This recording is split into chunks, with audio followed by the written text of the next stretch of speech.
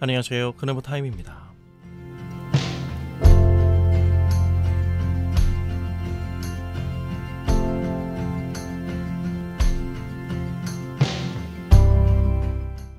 우리는 누가복음 17장을 살펴보고 있습니다.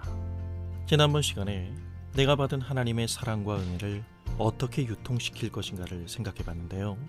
예수님께서는 그것을 형제를 용서하는 것이라고 말씀하십니다.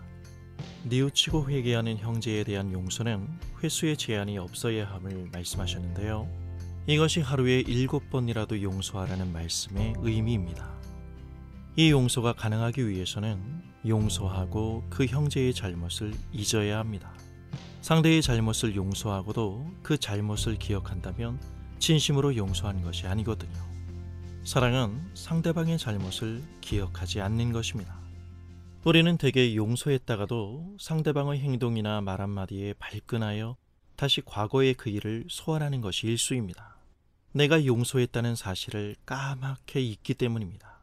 인간이 얼마나 감정적이며 변덕스러운 존재인지를 알기에 진정으로 용서한다는 것이 결코 쉽지 않은 일임을 실감하며 삽니다. 그래서 오늘 본문에서 보듯 제자들이 예수님께 구합니다. 주님, 우리에게 믿음을 더하여 주소서. 예수님은 말씀하십니다. 너희에게 겨자씨 하나일 만한 믿음이라도 있다면 이 뽕나무더러 뿌리채 뽑혀 바다에 그대로 옮겨 심기어져라 해도 그대로 될 것이다. 예수님은 가장 작은 겨자씨 하나의 믿음이라도 있다면 이 놀라운 일이 일어날 것이라고 말씀하십니다. 믿음의 많고 적음의 분량이 아니라 진정 믿음이 있다면 그 믿음은 믿기 어려운 일들을 이룰 수 있다는 말씀입니다. 그럼 누가는 그 놀라운 일들이 과연 어떤 일이라고 말하고 있는 걸까요? 본문의 맥락을 읽어보면 예수님의 의도가 보입니다.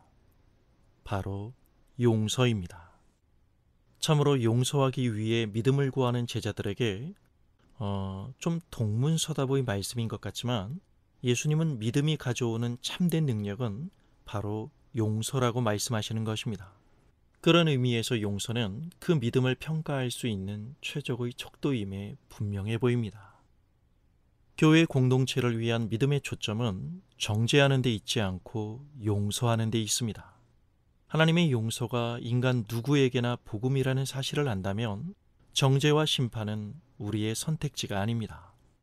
우리가 늘 예수 그리스도의 십자가를 통해 깨닫는 것이 무엇인가요? 나를 향한 하나님의 용서가 추상적인 선언이 아닌 손에 잡히는 살아있는 현실임을 확인하는 것입니다. 십자가의 능력, 바로 죄인을 향한 하나님의 용서입니다. 그러므로 하나님을 아는 사람이 참으로 용서할 수 있습니다.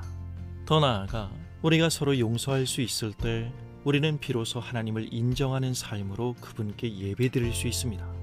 하나님 그분은 참되고 신실하시며 용서하시는 분이기 때문입니다. 우리의 마음속에 너무나 깊이 자리 잡고 있는 믿음은 승리지상주의가 아닐까요? 그런 믿음의 표현이 대세인 교회의 오늘의 풍경 속에서 믿음은 사적인 선택만을 위한 사이비 능력으로 전락할 위험이 큽니다. 말하고 싶어 입이 근질거리는 사람들의 떠들썩한 간증 퍼레이드 속에서 자신의 후진 믿음을 자책하며 열등감과 좌절감에 젖어 신앙생활을 하는 사람들에게 말하고 싶습니다. 괜찮아요. 그건 믿음과 아무 상관도 없습니다.